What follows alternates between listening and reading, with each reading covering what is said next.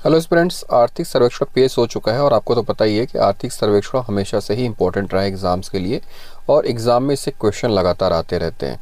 तो इससे जुड़े जो क्वेश्चन है वो तो आपको देखना ही चाहिए, क्योंकि आर्थिक सर्वेक्षण काफ़ी बड़ा होता है, बहुत लेंदी होता है। तो उस लिहाज से उसको पढ़ना तो अलग बात है, लेकिन उसके जो की पॉइंट्स हैं, जो मेन चीज़ें हैं, वो हम देख सकते हैं जो ज़्यादातर एग्ज़ाम में पूछे जाते हैं।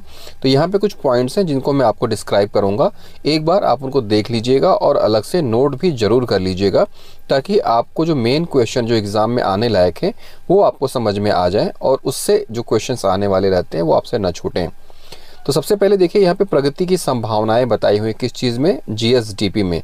तो ये आपको देखना है और सबसे जो मेन चीज़ है जो आपको देखना है वो है स्थिर भाव पर। स्थिर भाव पर ही सबसे ज़्यादा क्वेश्चन पूछे जाते हैं। तो यहाँ पे देखिए, स्थिर भाव पर आधार वर्ष 2011-12 है। ये भी पूछा जाता है कि जो स्थिर भाव है उसका आधार वर्ष क्या है, तो एक क्वेश्चन तो ये भी बनता है।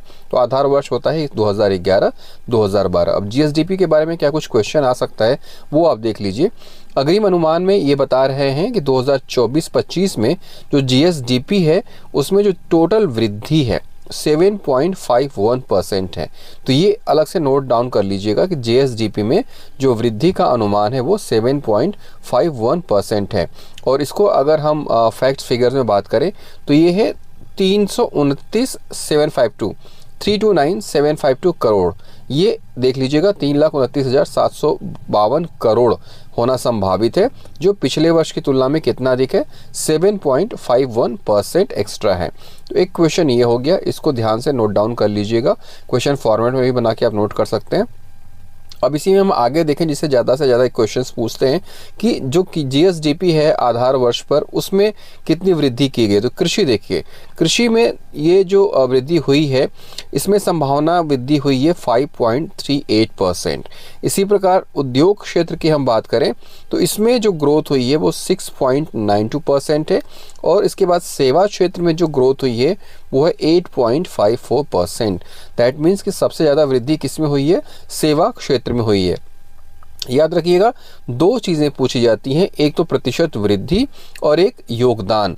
तो योगदान और वितरण ये दोनों एक चीज़ है, ठीक है।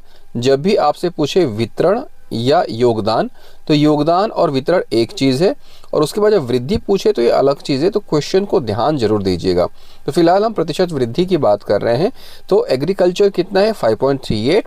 इंडस्ट्री कितना है, ये है आपका 6.92। और सेवा क्षेत्र जो है वो है आपका सर्विस सेक्टर 8.54।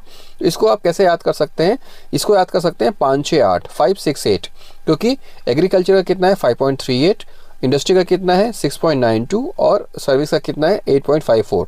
तो 568 पहला जो वर्ड है वो आप याद कर लीजिए। पहला वर्ड याद कर लेंगे तो बाकी की चीज़ें आपको याद हो जाएंगी। ये बहुत ही इंपॉर्टेंट है, इसको ज़रूर से नोट डाउन कर लीजिएगा, इसी से क्वेश्चंस अक्सर आते हैं। उसके बाद आता है प्रचलित भाव पर। प्रचलित भाव पर बहुत ज़्यादा याद करने की हमें ज़रूरत नहीं है, लेकिन एक बार इसके फैक्ट एंड फिगर देख जरूर लीजिएगा। हालांकि प्रचलित भाव से बहुत ज़्यादा क्वेश्चंस नहीं आते हैं, ठीक है। अब इसमें देखिए प्रतिशत, आगे क्वेश्चंस क्या बन सकता है कि जो सकल राज्य घरेलू उत्पाद है जीएसडीपी, उसमें त्वरित में प्रगति की संभावना है। तो त्वरित को हमको बहुत ज़्यादा ध्यान नहीं देना है, हमें आगे जो ध्यान देना है वो मैं आपको बताता रहूँगा, उसको आप देखते रहिएगा। जो भी हमने चर्चा करी थी यहाँ पे देखिए टेबल के फॉर्मेट में उसी को डिस्क्राइब किया हुआ है। अगर हम कृषि की बात करें तो कृषि में 5.38, इंडस्ट्री की बात करें 6.92 और सेवा क्षेत्र की बात करें तो 8.54, ठीक है। ये तीनों बहुत ही इंपॉर्टेंट है, इसको याद कर लीजिएगा। 568 ऐसा करके याद कर लीजिएगा, 568।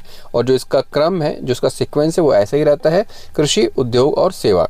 इस तरह से आप इसको याद कर लीजिएगा। उसके बाद जो एक और मेन पॉइंट कि जीएसडीपी में कितनी वृद्धि संभावित है, तो ये आप देख लीजिए 7.51%। ये चार फैक्ट्स तो आपको याद होने ही चाहिए। इसके अलावा भी और क्या क्या चीज़ें हैं जो आपको याद होना चाहिए वो आप देखते रहिए, उसको मैं बता दूंगा। यहाँ पे आप देख सकते हैं, ये पूछ सकता है कि पिछले वर्ष की तुलना में इस वर्ष क्या कुछ ग्रोथ है, तो वो भी आपको देखना पड़ेगा। यहाँ पे देखिए दो अनुमान है, एक है त्वरित और एक है अनुमान। तो आपको यहाँ पे 2024-25 के फिगर्स देखने हैं जो ये वाले हैं, 568, 5.38, 6.92 और 8.54। इसको देखेंगे। हाँ, एक चीज़ और जो छूट रही थी, आप भारत से, इंडिया से इसका कंपैरिजन भी देख लीजिएगा। ये छत्तीसगढ़ का है और ये इंडिया का है। छत्तीसगढ़ का जो एग्रीकल्चर का ग्रोथ है वो है 5.38%, लेकिन इंडिया का देखिए 3.76%। सेवा उद्योग क्षेत्र जो है 6.92 है और भारत का है 6.22। अगर छत्तीसगढ़ के सर्विस सेक्टर की बात करें तो 8.54 और भारत का है 7.22। तो हर तरह से इंडिया के मुकाबले छत्तीसगढ़ की जो ग्रोथ है वो ज़्यादा तेज़ी से देखी जा रही है। तो ये भी एक क्वेश्चन बन सकता है कि छत्तीसगढ़ और भारत के कंपैरिजन में क्या ग्रोथ हुई है, तो वो ज़रूर याद कर लीजिएगा। यहाँ पे देखिए प्रतिशत वृद्धि है भारत की और यहाँ पे प्रतिशत वृद्धि है छत्तीसगढ़ की स्थिर मूल्यों पर। तो ये आप ज़रूर देख लीजिएगा और इसको नोट डाउन कर लीजिएगा। अब देखिए जो मैं दूसरी बात बता रहा था कि योगदान होता है, तो यहाँ पे योगदान के बारे में भी एक चार्ट बना हुआ है, उस चार्ट को भी आप देख लीजिए। दो चीज़ें पूछता है, योगदान प्रतिशत पूछ सकता है या तो इसी को वितरण के नाम से पूछ सकता है। तो आप ध्यान रखिएगा, चाहे वो योगदान पूछे चाहे वितरण पूछे वो एक ही बात होती है। ये भी स्थिर भाव पर है 2011-12। यहाँ पे देखिए छत्तीसगढ़ का चार्ट है और यहाँ पे भारत का चार्ट है। तो कृषि का जो योगदान है छत्तीसगढ़ में कितना है, 17% है। उद्योग का जो योगदान है 48% है और सेवा का जो योगदान है 35% है। इस तरह से ये पूरा डिस्क्राइब किया हुआ है। योगदान ज़्यादा किसका है, उद्योग क्षेत्र का है, लेकिन प्रतिशत वृद्धि किसकी ज़्यादा है, तो वो है सेवा क्षेत्र की। ये अक्सर कंफ्यूज करने वाले दोनों टर्म होते हैं, लेकिन दोनों को ध्यान से देखिएगा, पढ़िएगा और समझिएगा। भारत की तुलना में देखिएगा तो जो छत्तीसगढ़ का जो सर्विस सेक्टर है वो 35% है, लेकिन भारत का सर्विस सेक्टर जो है वो 55% है। इसी तरह से छत्तीसगढ़ की जो कृषि है वो 17% है, लेकिन भारत की कृषि 14% है। छत्तीसगढ़ का उद्योग क्षेत्र 48% है, लेकिन भारत का उद्योग क्षेत्र 31% है। लेकिन सर्विस सेक्टर में योगदान में भारत ज़्यादा है, किससे, छत्तीसगढ़ से। और ऐसा माना जाता है कि आपको अगर किसी चीज़ में ग्रोथ करनी है तो आपका सर्विस सेक्टर बहुत रिच होना चाहिए। तो भारत सर्विस सेक्टर को लगातार रिच करने की कोशिश कर रहा है।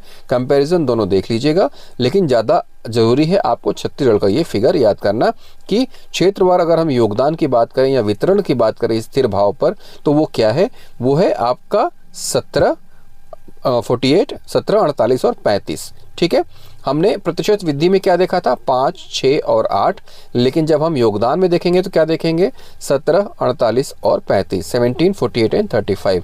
ये सीक्वेंस है। इस सीक्वेंस में अगर आप पढ़ेंगे तो आपको ये चीज़ें याद हो जाएंगी। ये दोनों फैक्ट एंड फिगर बहुत इंपॉर्टेंट है, हमेशा इन दोनों को याद करके रखिएगा। पहला प्रतिशत वृद्धि और दूसरा योगदान प्रतिशत। इसी चीज़ में लोग अक्सर कन्फ्यूज रहते हैं तो लोगों को दिक्कत होती है। यहाँ पे वही चीज़ चार्ट बना के समझाई हुई है। चार्ट में आप देखेंगे तो आपको सारी चीज़ें समझ में आ जाएगी।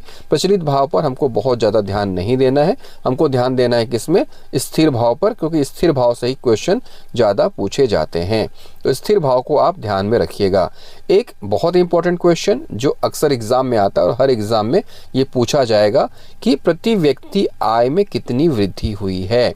तो इस बार 2024-25 में जो प्रति व्यक्ति आय का अनुमान लगाया गया है वह है 1,62,870 रुपीज़, 1,62,870 रुपये। लेकिन अगर हम इसके देखें कि पिछले वर्ष ये कितना था, तो पिछले वर्ष इसका अनुमान था 1,48,922 रुपये।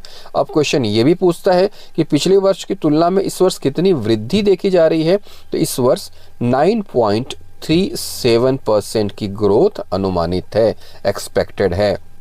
तो दो चीज़ें आपको याद रखना है, एक कि अब पर कैपिटा इनकम कितनी हो गई, 1,62,870, और पिछले वर्ष की तुलना में ग्रोथ कितनी हुई है, तो 9.37% की ग्रोथ हुई है। इसको आप याद रखिएगा, ये 9.37 बहुत इंपॉर्टेंट है। ये फैक्ट 1,62,870 यानी कि 1,62,870 ये इंपॉर्टेंट है। पिछले साल की तुलना में कितनी वृद्धि, 9.37% की वृद्धि, ये बहुत इंपॉर्टेंट है। इसको आप याद रख लीजिएगा, और इसको याद रखेंगे तो आप बहुत ज़्यादा जो है तो नहीं पढ़ पाए आर्थिक सर्वेक्षण अगर देखा जाए, क्योंकि बहुत मोटी किताब होती है। लेकिन ये जो कुछ पॉइंट्स मैंने बताए, सबसे पहले तो परसेंट ग्रोथ, परसेंट वृद्धि पहला वाला। दूसरा मैंने आपको बताया कि जीएसडीपी, ठीक है, जीएसडीपी कितनी है। तीसरा मैंने आपको बताया योगदान या वितरण, ठीक है। और चौथा जो मैंने बताया आपको पर कैपिटा इनकम। ये 4 चीज़ें आप याद रखेंगे तो मैक्सिमम क्वेश्चन इसी से आपके बन जाएंगे।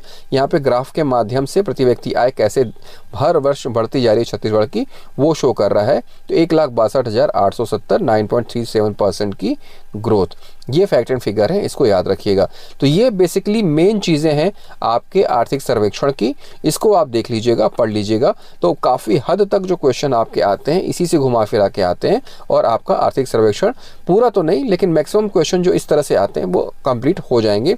और भी बहुत सारे इसमें इंपॉर्टेंट टॉपिक्स हैं जो मैं अभी आने वाले समय में धीरे धीरे आपको बताता रहूँगा। लेकिन शुरुआत में अभी जो आने वाले एग्जाम्स हैं उसको आप देखते रहिएगा, क्योंकि मेंस के जो क्वेश्चन हैं अब इसी आर्थिक सर्वेक्षण से आएंगे, इसलिए इस आर्थिक सर्वेक्षण को बहुत अच्छे तरीके से पढ़ लीजिएगा। उम्मीद करता हूँ वीडियो आपको पसंद आएगा। इसी से रिलेटेड अगला वीडियो भी जल्दी लेकर आऊँगा। फिर मिलते हैं, पढ़ते रहिए, आगे बढ़ते रहिए। जय हिंद।